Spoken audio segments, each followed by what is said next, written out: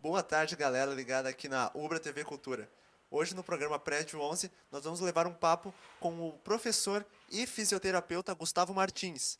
Tem também as matérias feitas pelo pessoal do curso de comunicação e, claro, o gameplay. Se liga então que o Prédio 11 de hoje está só começando.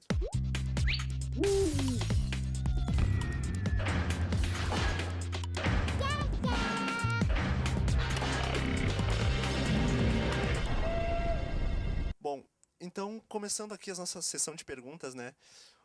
Eu fiquei sabendo que tu trabalhou durante a Copa do Mundo como voluntário. Queria então que tu falasse um pouquinho sobre essa experiência e como foi trabalhar em meio a talvez o top, digamos, da fisioterapia a nível mundial. Boa tarde, Rodrigo. Gostaria de agradecer o convite de estar participando aqui do programa. Sem dúvida, a Copa do Mundo é um evento muito importante e eu tive a honra, né, de vivenciar essa experiência como voluntário aqui. Participei de todos os programas que a FIFA ofereceu a todas as pessoas, né, um programa que levou treinamentos online, enfim, e um processo seletivo, e pude ser escolhido, e foi muito legal, muito interessante essa vivência aqui em Porto Alegre, né? Pude acompanhar esses 5 jogos que aconteceram aqui, agregando um valor extremamente diferenciado à minha carreira, não só em relação à fisioterapia, mas como questões organizacionais, de gestão, de liderança, de trabalho em equipe.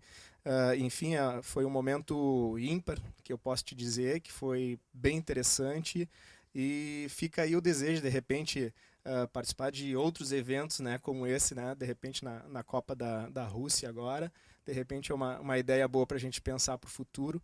E sem dúvida nenhuma que o voluntariado sempre vai agregar o currículo de qualquer pessoa, e assim como questões pessoais também é interessante ressaltar isso. Tem alguma característica que tu pudesse apontar pra gente que foi especial pra ti durante essa participação?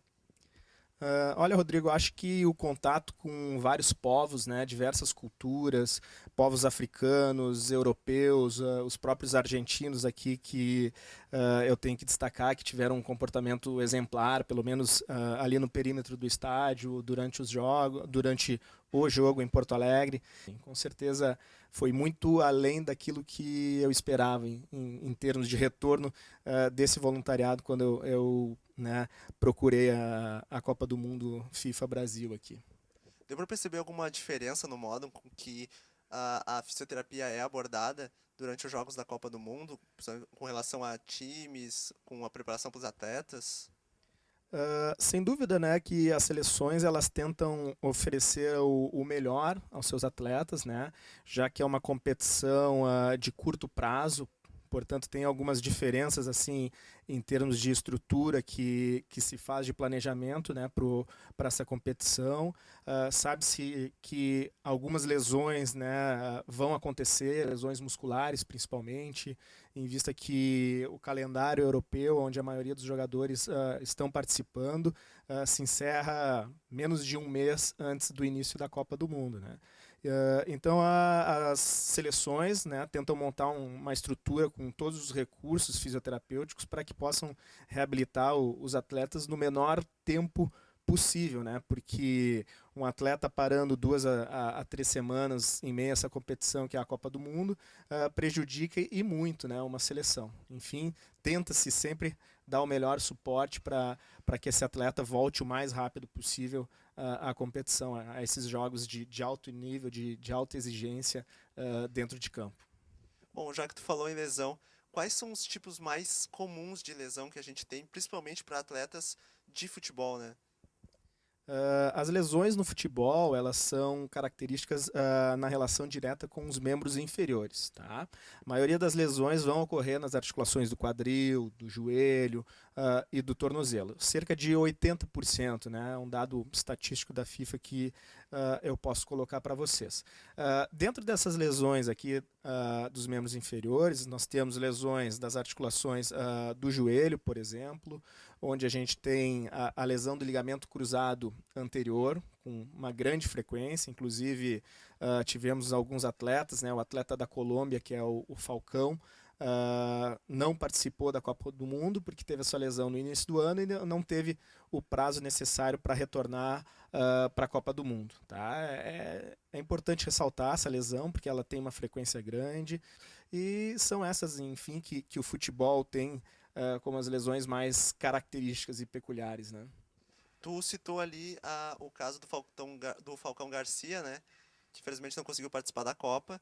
Mas a gente teve o caso do Luis Soares, que conseguiu uma recuperação bastante rápida. Ah, qual é o tratamento mais moderno hoje em dia? Como é que acontece essa diferença em que um jogador consegue e outro não? Ok. Na verdade, são duas lesões bem diferentes, né? Quando a gente compara o Falcão Garcia com o Luis Soares. Na verdade, o Falcão Garcia ele teve uma lesão, uma ruptura do ligamento cruzado anterior, que gera um procedimento cirúrgico mais extenso, mais delicado, com retirada de enxerto, com materiais de fixação, enfim, é uma cirurgia, digamos, mais complexa. Já o Luis Soares, ele teve uma lesão meniscal e de cartilagem do joelho. E aí o procedimento cirúrgico é menos invasivo, é mais rápido, é feita uma limpeza da articulação, é feita uma costura do menisco ou uma leve sutura, enfim, é uma cirurgia que o atleta pode retornar num prazo menor. Bom, a gente está acostumado a ver fisioterapia como algo pós-lesão, né? Mas hoje a gente tem a visão de que a fisioterapia pode contribuir muito para evitar as lesões.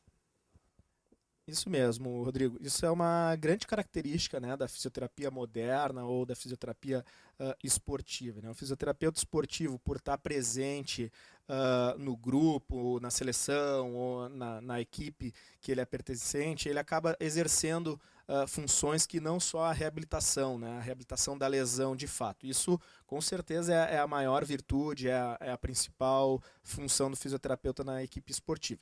Mas por estar tão presente, ele já começa a ter um panorama diferente desse atleta. Ou seja, a gente comentou algumas lesões aqui de membros inferiores, que são as mais frequentes no futebol. O fisioterapeuta já pega esses dados, esse entendimento e começa a promover exercícios preventivos, né? E isso acaba diferenciando o fisioterapeuta, ele acaba diminuindo de fato os números estatisticamente durante uma temporada e ele acaba sendo valorizado dentro da equipe médica. Ou mesmo contribuindo para a reabilitação pós-jogo, por exemplo, né? A gente sabe que um jogo leva o atleta a um limite físico e a fisioterapia tem recursos, tem técnicas especiais que podem acelerar esse retorno para a próxima partida, que não tenha consequências e que ele consiga desempenhar melhor a sua função. Bom, a gente vai fazer uma pequena pausa aqui no papo com o Gustavo Martins para conferir uma matéria que o pessoal do curso de comunicação fez. Daqui a pouco a gente está de volta. Não sai daí.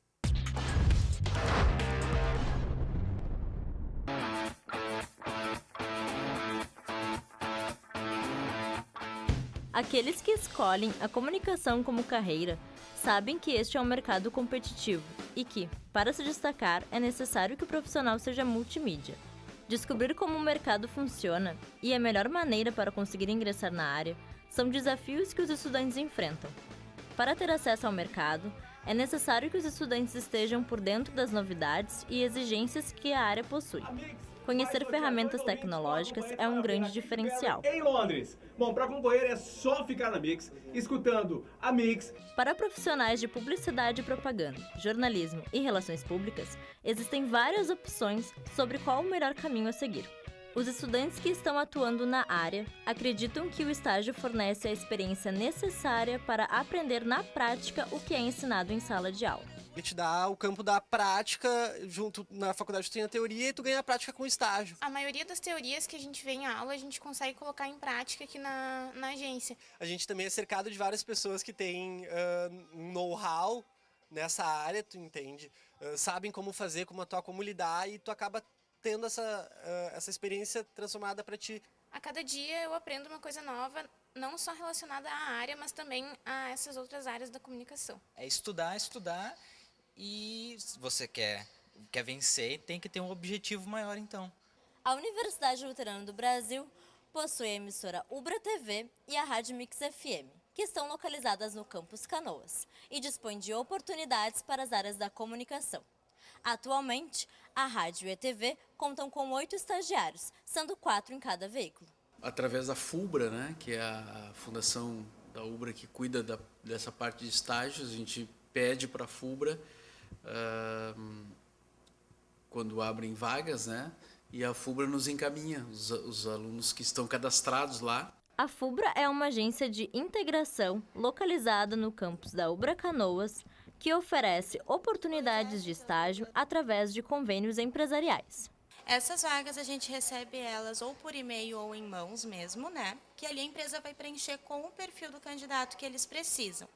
A partir desse perfil, as recrutadoras responsáveis vão começar o processo da divulgação da vaga para todas as instituições de ensino que a FUBRA possui convênio. Sempre se procura entender o nível de conhecimento geral do aluno. Porque você acredita que o conhecimento técnico ele está adquirindo aqui e o estágio também serve para ele aprimorar e aprender coisas. Claro, um conhecimento técnico sólido, porque a gente só pode criar, né, quando a gente conhece de maneira consistente a técnica. Senão aí a gente vai improvisar e não vai ter profissionalismo naquilo que se está fazendo.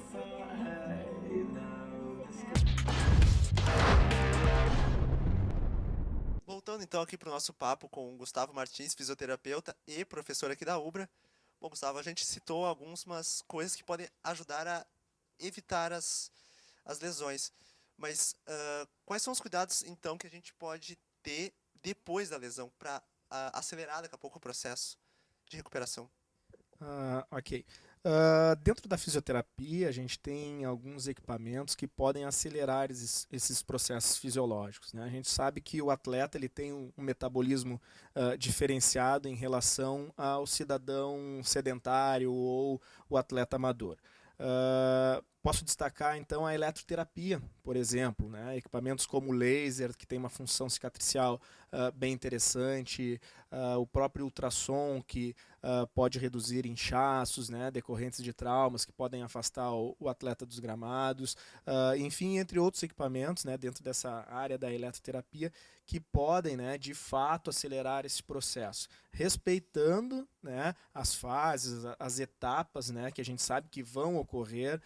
Isso é importante ser ressaltado, que o atleta ele acaba não sendo um super-herói, na verdade, né? Ele tem esse metabolismo acelerado, mas as etapas têm que ocorrer dentro daquilo que se conhece. E às vezes até acontece alguns erros, né, de acelerar esse retorno do atleta aos gramados e ele não corresponder à expectativa. Tá? Enfim, destaco essa área da fisioterapia, que é a eletroterapia, é importante, e entre outras, né? O próprio uso do gelo, por exemplo, é uma atitude que hoje em dia vocês podem observar na televisão. O atleta teve o trauma dentro de campo, ele já está no banco, né? Enfim, sendo realizado o procedimento do gelo, que a gente coloca como crioterapia, que é um procedimento inicial importantíssimo e que contribui de fato, né, com a melhora mais rápido desse atleta. A gente tem o caso do Ronaldo Nazário, né, que teve lesões em ambos os joelhos, e isso, de certa forma, pode criar uma certa predisposição para o atleta, após um trauma desses, ter novas lesões semelhantes? O caso do Ronaldo Nazário é bem interessante, né? Se a gente recordar, quando ele saiu aqui do Brasil para ir para a Europa, ele era um garoto de menos de 18 anos de idade, franzino, e foi para a Holanda, né, o primeiro país que ele atuou, e rapidamente aumentou sua massa muscular, enfim, teve uma mudança no seu biotipo radical, digamos assim. E sabe-se que nesse período, né, de aumento de massa muscular, ele passou a ter alguns processos inflamatórios no seu joelho, né, mais especificamente no tendão patelar. Isso, né, de repente, sem uma recuperação adequada, sem um tempo de repouso necessário, o uso de algumas medicações que podem prejudicar um processo cicatricial, vem a culminar em 2 lesões graves, né, do Ronaldo Nazário, que foram as rupturas do tendão patelar.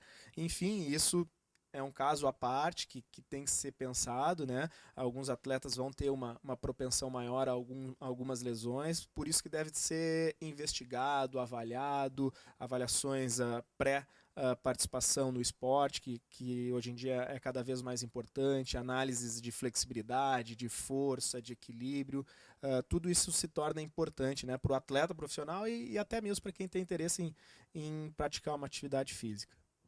Outra lesão que agora chamou a atenção foi a do Neymar, né? Principalmente porque a gente estava ali lidando com a coluna vertebral. Queria então que tu comentasse um pouco sobre o que foi que aconteceu com o jogador e o quão grave ela pode ser.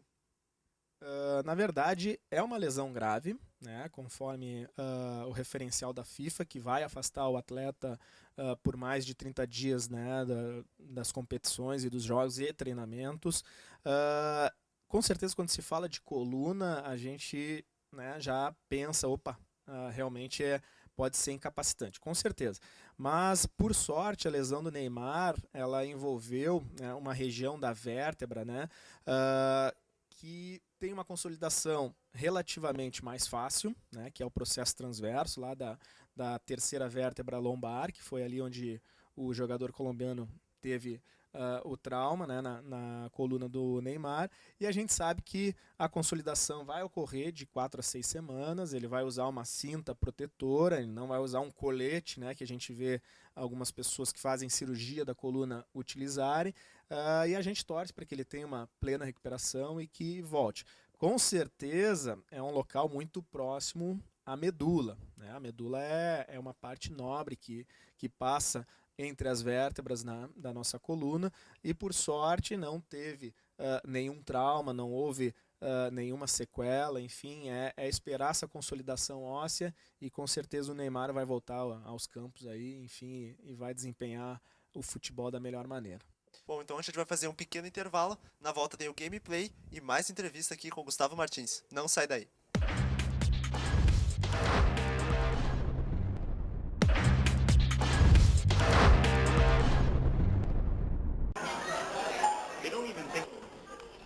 There are billions of galaxies, and this planet is run by a bunch of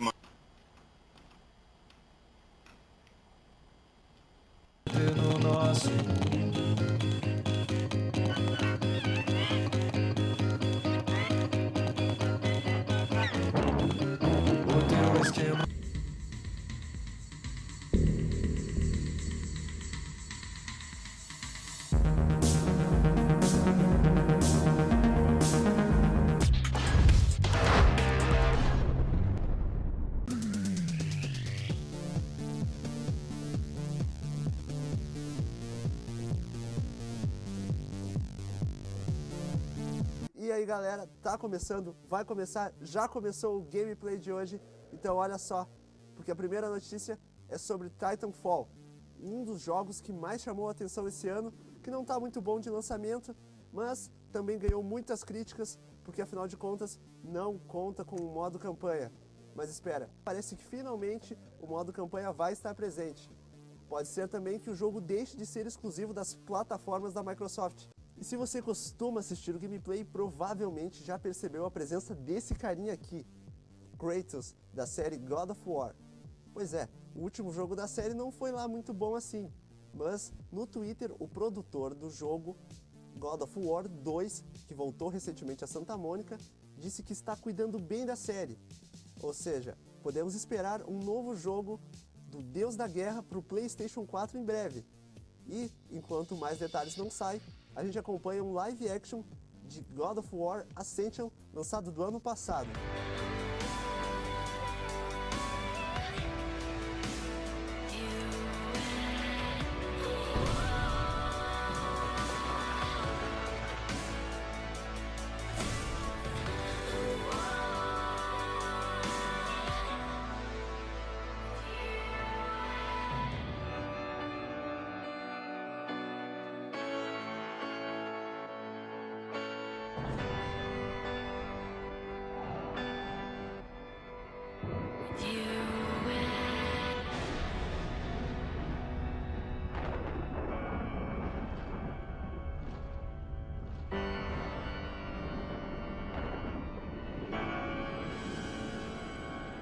Pois é, e a gente já falou aqui no Gameplay sobre o Phil Spencer, que é o grande chefe da Microsoft Studios e agora também coordena o Xbox. O cara dessa vez veio dizer que o DirectX 12, que vai chegar para os PCs e também foi confirmado para o Xbox One, não vai dar todo aquele efeito. Ou seja, vão melhorar os gráficos sim, mas não vai ser tudo aquilo que o público estava esperando.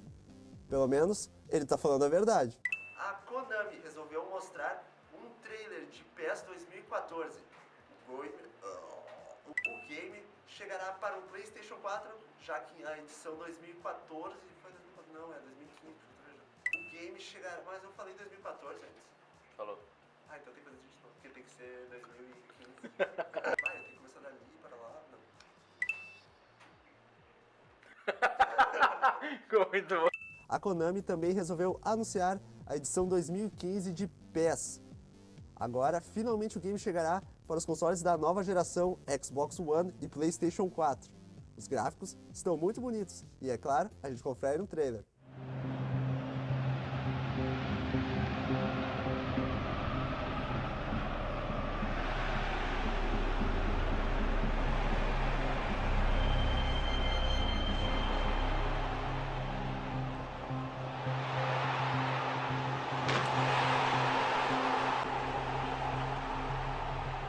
Watch Dogs foi um sucesso nas vendas, vendeu pra caramba, mas em compensação recebeu um número de críticas enorme também, principalmente quando o assunto foram os gráficos do jogo. Tanto no Xbox 360, no PlayStation 3, no Xbox One, no PlayStation 4, a galera reclamou demais. Mas nos PCs, através de um mod, os gráficos ficaram muito melhores. E é o que a gente vai conferir agora. Can you hear me? I need you to stay on the line.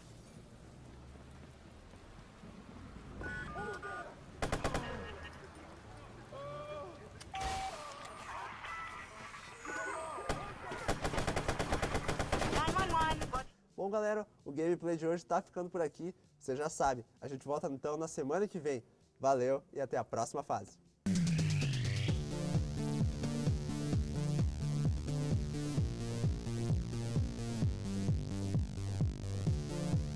Voltando então aqui para o nosso último bloco de perguntas com o professor e fisioterapeuta Gustavo Martins. Bom, Gustavo, o que é que uma pessoa que não é atleta profissional precisa ter de cuidado para poder praticar a atividade física sem risco de ter lesão, em termos fisioterapêuticos, claro?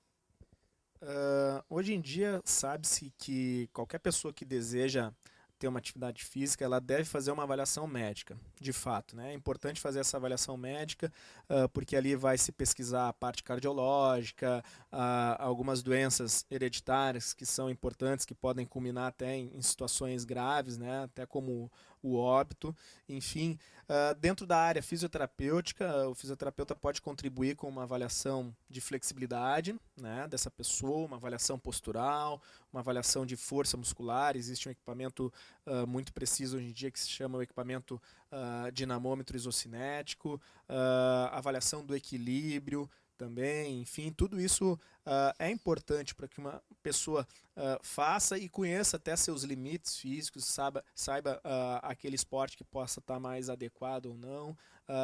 Avaliações pré-participações, incluindo médicos e fisioterapeutas, educadores físicos, são importantes para toda e qualquer pessoa.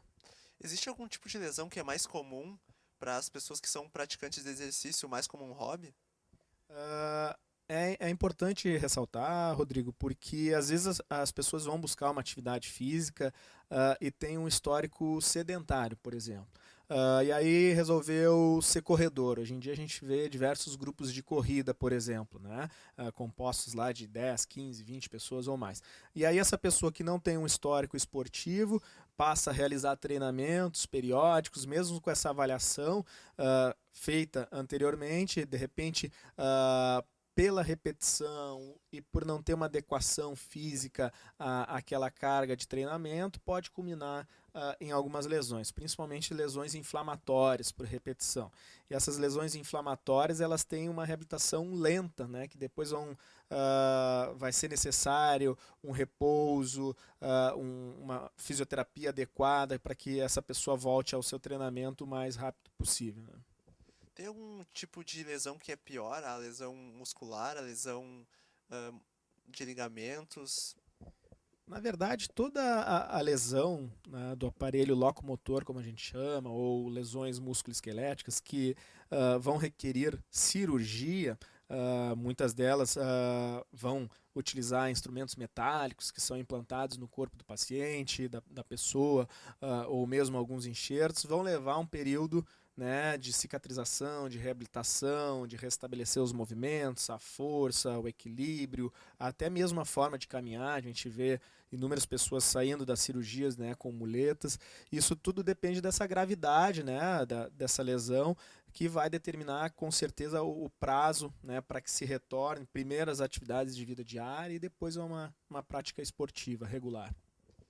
Antigamente a gente via muitas pessoas que se lesionavam em acidentes do cotidiano e não procuravam assistência, né? Acabavam, inclusive, daqui a pouco ficando com algum tipo de sequela, enfim. Hoje em dia a fisioterapia está mais presente no cotidiano das pessoas que não são praticantes de esporte? Com certeza, né? Hoje em dia o fisioterapeuta tem um contato direto com o médico, né? Vou falar da minha área, que é a área do esporte e da traumatortopedia. Hoje em dia a gente tem um diálogo muito mais aberto com o médico.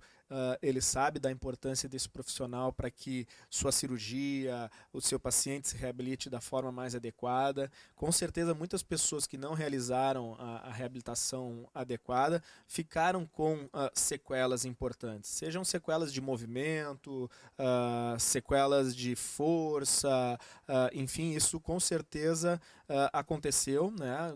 Uma grande parcela de pessoas tiveram essa infelicidade. Hoje, para nossa alegria, as pessoas vão receber essa prescrição do tratamento fisioterapêutico e vão poder restabelecer a sua funcionalidade dentro de tudo aquilo que a fisioterapia tem de técnica para oferecer. Bom, então eu queria agradecer a sua participação aqui no Prédio 11 de hoje. Muito obrigado. Espero então que a fisioterapia cada vez mais esteja ajudando as pessoas a recuperar, né, problemas do cotidiano, seja elas atletas, sejam elas não atletas. Ok, muito obrigado pelo convite e fico aí à disposição para um próximo evento. E o programa Prédio 11 de hoje vai ficando por aqui, mas a gente volta na semana que vem com mais entrevistas, mais quadros e mais matérias. Valeu então pela companhia. Tchau!